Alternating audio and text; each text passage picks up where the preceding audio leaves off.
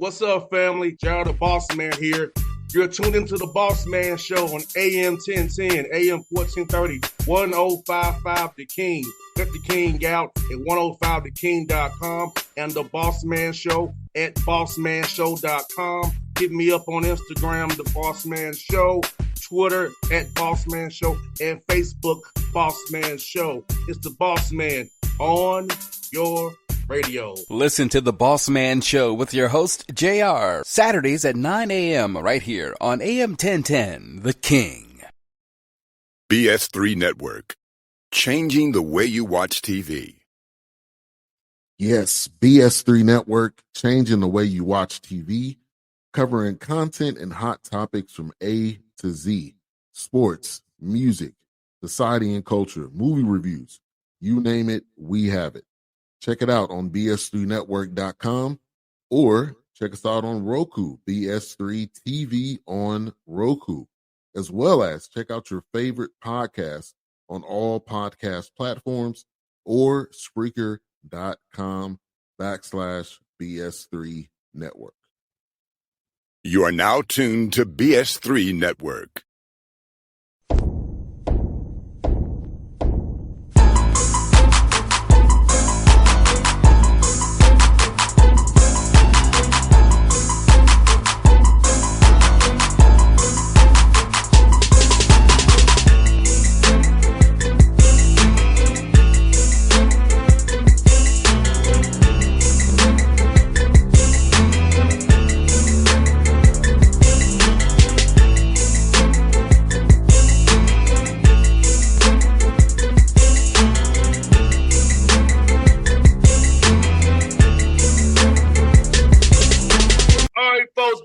Bossman Show, friend of the show, Southern Utah Thunderbirds head coach DeLane Fitzgerald, one of the best guys in the business I know, man. DeLane, what's up, brother? How you doing, man?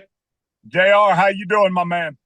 DeLane is, I'm here in Atlanta, man. I'm enjoying myself. It's 98 degrees with a 108 heat index today on July 31st. 98 with a 108 index. Yes. So sitting in Cedar City, Utah, it's approximately 90 degrees here right now. Almost zero humidity and a nice breeze. We don't have this is the problem. The humidity is the problem. As you know, the humidity is the big old problem. And then I have to go cut the grass the other day. Our sun dips down. I cut the grass today, but I leave town tomorrow. So yeah, man, love and life, brother. Yeah, when you and I got together earlier this summer, played a little golf in Nashville, the first thing hit me was the humidity. Yes, the sweat hits you. Absolutely. And when you're out here, you're not used to it. There isn't a lot of sweating. Nah, no doubt, man. It was good to go out there and have some fun with you and the guys, man. It's good to see you, man. And I got to ask you, man, how cool was that experience to come out to Nashville for Media Day last year in the UAC, man? But a way to go out and have some fun that way. Yeah, it was nice. So we've done our media day in Texas each year. It was nice that they put it in Nashville, which is the home of the national title game. So one evening, all the teams get together and we're taking pictures and we're in our game day gear. And you got we had our quarterback and our linebacker with us, and they're in their game gear and all that. But we're in Vanderbilt's football stadium, which will be the home of the FCS national title game this year. I think them moving the title game from Texas to Nashville, I think it's a plus. It was a good decision. 100%, man. I remember Vanderbilt Stadium playing in 07, man, and seeing the improvements of it now for what it used to be, man. I'm like, wow, what they're doing over there is amazing for how it used to be when I was in Nashville full time. Yeah, nothing in the SEC disappoints facility-wise. 100%. And DeLane, I'm looking at the things over here on your record, man. It's your fourth year already, man. I can't believe it's been 4 years since me and you have been doing this, man. Already, yeah. If I'm fortunate enough to be alive in December, I will have been here 4 years. But this is the fourth season. Yes, indeed. And for you, man, you've improved wins every year. You know, I know you started out, wasn't what you wanted for. You had to keep building the culture, getting the right young men and getting them stronger. You increase your wins in year 1, 2, and 3. So what have you done here in summer of year 4 to make sure you guys can increase it from 7 on up to 8, 9 wins this year, man? If they play the right way. When you go 5 wins, then 6 wins, then 7 wins, then the pressure starts to hit. So you're getting up there on that ceiling, starting to hit your head on the ceiling. We like our team, boss man. We really, really like our football team. Got a bunch of returning players. JR, we're different than a lot of teams in the country. I'm sitting here talking to you with 24 seniors. And of those 24 seniors, 8 of those young men have been with us all 4 years. So we're a veteran group and got some players that understand who we are and what our expectations are on and off the field. You asked about, what are we excited about? Got a quarterback that's won 20-some FCS games. Our starting tailback is back for the 4th straight year. We're excited about him. We might have the best center in the country at any level, but Ed Riley at that center position is a difference maker, and we're excited about him. We flip, and I shouldn't leave out, but, hey, great blocking tight ends. We're deep at running back, deep at wide receiver. Really like our interior offensive line. We flip over on defense, and we've revamped some things and brought in some real football players, and we're excited about our defense. JR, on special teams, we return every specialist from last year. 100%. DeLane, the injuries you had last year, and I know I saw you guys, you were down some guys, and all the injuries happened last year. But talk about the guys who had to play last year, got really experienced now. Now they're a year older. They got some experience. You can teach them more and more now. So I know it was not fun having injuries you had last year, but depth-wise, it's helping you now this year. Yeah, it's not fun when it happens. And then the following year, all of a sudden, you look and your experience too deep. We woke up week 4, week 5 last year and had 9 starters out for the season. So we're down 40% of our starters for the rest of the year. JR, our entire wide receiver core was done after week 4. So we're playing with our second string and third string. And what those young men did is they stepped up. They stepped up and they played together and played really, really well. I can't say that enough. I have never in my career, this last year was my 16th year as a head football coach. I was never prouder of a group of young men than I was at Thanksgiving weekend last year, because we wake up week 5, we're 1-4, and we're not very good, and we're down all of our starters, and the backups were able to step in and galvanize and play together. They played for each other, played hard for each other, and they were selfless instead of selfish. We were able to win 5 out of our last 6 games, or 6 out of our last 7, whatever it was, and be 7-5. But just really proud of what happened there. Now back to your question. All 3 of the starting receivers that went down last year, they're all back now. So we've got them all back now, plus the guys that played last year. So we're really talented and really deep there. Starting quarterback went down last year. He's back this year. We've got him back, and then so on and so forth throughout our team. And DeLane, what I saw from your team, I was there with you at West Georgia and the Austin Peay, how together your guys were. Like, I saw it firsthand, how together on sidelines, whether it be special teams, offense, defense, they were locked in. Nobody was loafing off, moping around. It's about winning the game. And you won it your way, had it bursted. I know your 4th down call didn't go your way. Nobody got down. West Georgia creating turnovers. Doing your thing there in the hot Atlanta, Georgia sun, which you wasn't used to. So, being up to that last year, I saw what your team was about to make up and proof about why you were able to persevere and end the year on a high note. Yeah, you got your deal is you asked 4 questions in 3 sentences, and I can't even answer. I ain't smart enough to remember all the questions. But the first one is this: you're never ever going to forget that 4th and 1 on the goal line at Austin Peay, are you? Never. But I can't understand. Hey, the quarterback's got the ball here. The quarterback's got the ball right here, and his waistline is across the goal line. How's it not a touchdown? And the official said, while the play was going on, they couldn't see the football, so they couldn't rule it a touchdown. Anyway, a big bunch of nonsense. He scored on 3rd down and 4th down, and they didn't give it to us. That was one. Hey, you brought up the heat and humidity. We went and played West Georgia.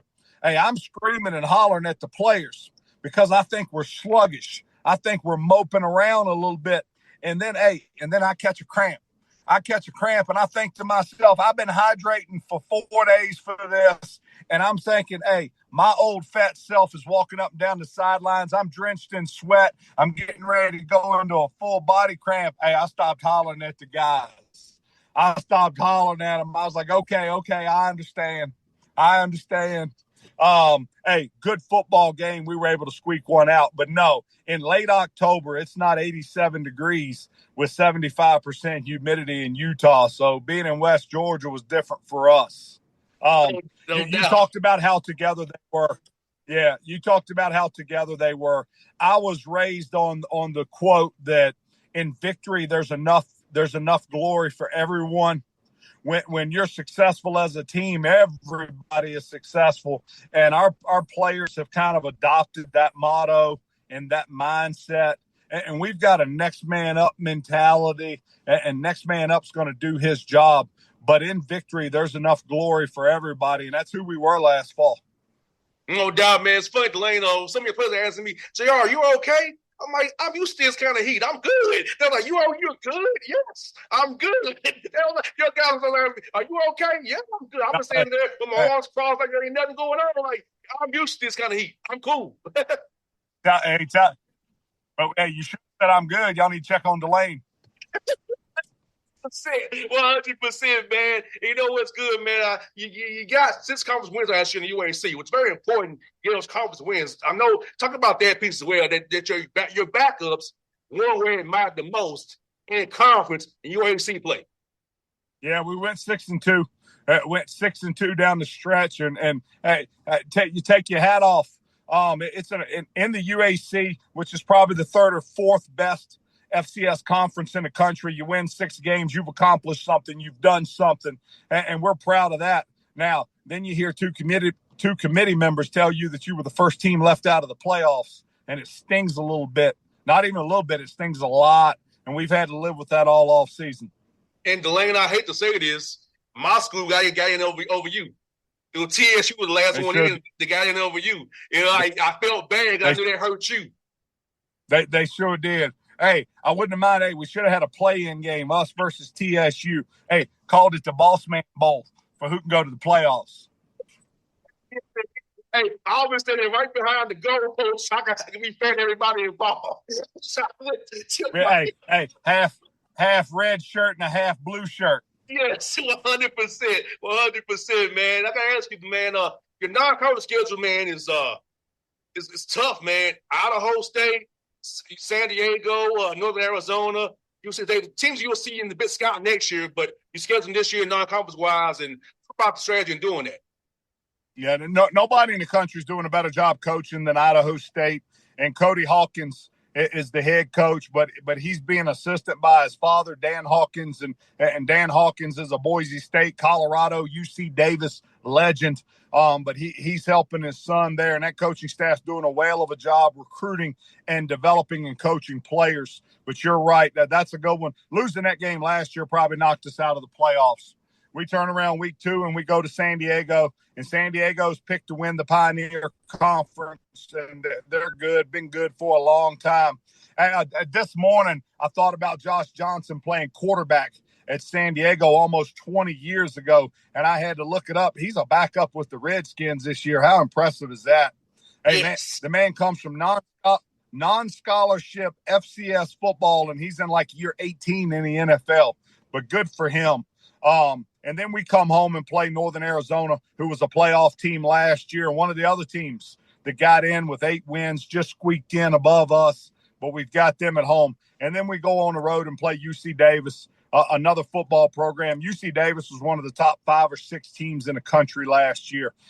We haven't beat them since we've been here, so big game for us week 4. And then after that, JR, we come home, play West Georgia and our homecoming, and really get the UAC slate kicked off at home for homecoming and get going from there. No doubt, DeLane. I'm sad you're going to the Big Sky because they ain't coming out this way no more. But talk about that move for you and the other Utah school, Utah Tech, going to the Big Sky, leaving the UAC, man. I was going to be better for you guys with travel and regional rivalries going forward. Yeah, you're not afraid of an airplane. You come out here and see us once or twice a year. I can do that. I sure can. My man, this university left the Big Sky 4.5 years ago, right before I accepted the job, and it was a mistake. Top to bottom, it was a mistake. Geographically, from a rivalry perspective, from a recruiting perspective, from just an importance of football perspective, it was a mistake. the administration here and several administrators and lobbyists and stuff were able to work to get us back in the Big Sky Conference, and that's where we belong. You heard me say earlier that the UAC is the third or fourth best conference. Well, the Big Sky is the second best conference, behind that Missouri Valley Conference with the Dakotas and Illinois State and Northern Iowa and some of those. But the Big Sky is second. JR, there are 5 or 6 UAC teams that we never see in recruiting. We never go up against West Georgia and Eastern Kentucky and Northern Alabama and Central Arkansas. Never see them. We never really see Abilene Christian or Tarleton State. Everybody we see from a recruiting perspective is a Big Sky school. So now we're going into a conference where we're actually going to be recruiting against the teams that we're playing. I think that's a plus. You talked about the regional rivalries. Utah Tech is going with us. They're 45 minutes down the road. But we can throw a rock and hit Northern Arizona and Weber State. And now we're in the same conference with those two teams, and it just makes sense. Not only that, if I name every school in the conference, we see them all on the recruiting trail, including Montana and Montana State. So just a little bit of a better fit. The other thing is, instead of having those 4-hour charter flights, we'll only have 3-hour charter flights. No, 100%. It's definitely better for you. Save a little bit of money for you as well. Last one for you, I got DeLane. Lando Brown, man, one of your pass rushers, man. He's on the watch list already. He's an accolades, all FCS team. How about this young man developing and growth as a person on the field and off the field, brother? Yeah, I'll give you. I'll summarize it a little bit for you.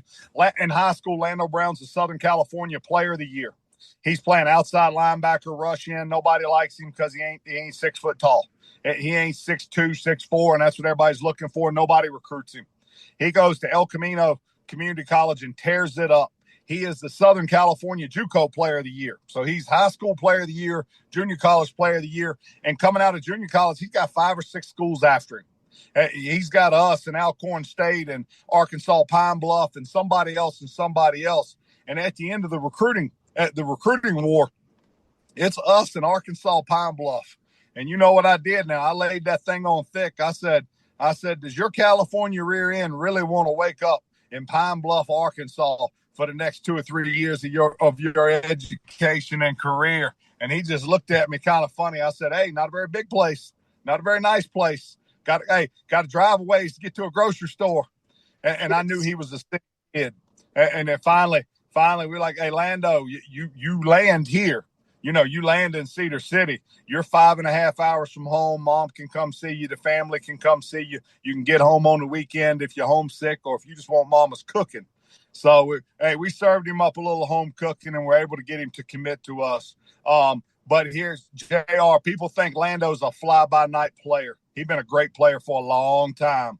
Last year he comes out and he's got, 4 to 6 sacks and he's got 10 tackles for loss. More so than that, he just disrupts an offense. So he's finally getting his just due. He's finally getting what he's earned as a football player. Now, the upside of that is he's finally getting the accolades he deserves. The downside is, August 30th through the month of September, what's every offensive line going to do? They're going to slide it to him. What's every offensive coordinator going to do? They're going to double him. They're going to chip him. He's going to get some dirty blocks and some triple teams. He's going to get all that. So who's in the catbird seat now? And Lando's going to make plays because he's so dynamic, but who's in the catbird seat? Those backside defensive ends. I'd like to be one of them this fall because they're going to cut me loose and forget to block me. I'm going to get some one-on-one attention. So if I can win a one-on-one block, you can look really, really good. Or if they slide too far, don't pitch on the backside, out free run to the quarterback. Strip, sack, fumble, baby. Touchdown. At the end of September, our backside defensive end's going to have 5 or 6 sacks and 10 tackles for loss. And then all of a sudden, they'll slide it back the other way, and Lando will get some one-on-one stuff late in the season. And that's what you want. Cause that conflict. Which way do we slide? Right or left while we're screwed the way we go? Who are we going to block? Yes, indeed. Well, DeLane, I look forward to seeing you, man. Like I said, I want you to do well, man. Look forward to seeing you in North Alabama, man. And I'm always cheering for you, brother. So I want you to go to the playoffs and win, brother. I appreciate you, JR. I consider you a close friend. Love you and your dad. Looking forward to seeing y'all later in the season. Hey, thanks for having me, my man. Same time, brother. Same here, brother. Same here. I love you, brother. Go Thunderbirds. All right, see you, DeLane. See you, man. BS3 Network. Changing the way you watch TV. Yes, BS3 Network, changing the way you watch TV, covering content and hot topics from A to Z. Sports, music, society and culture, movie reviews. You name it, we have it. Check it out on bs3network.com or check us out on Roku, BS3 TV on Roku, as well as check out your favorite podcast on all podcast platforms or Spreaker.com/BS3 Network. You are now tuned to BS3 Network. What's up, family? Gerald the Bossman here. You're tuned into the Bossman Show on AM 1010, AM 1430, 1055 The King. Let the King out at 105theking.com and the Bossman Show at bossmanshow.com. Hit me up on Instagram, The Bossman Show, Twitter at Bossman Show, and Facebook, Bossman Show. It's the Bossman on your radio. Listen to The Bossman Show with your host, JR, Saturdays at 9 a.m. right here on AM 1010, The King.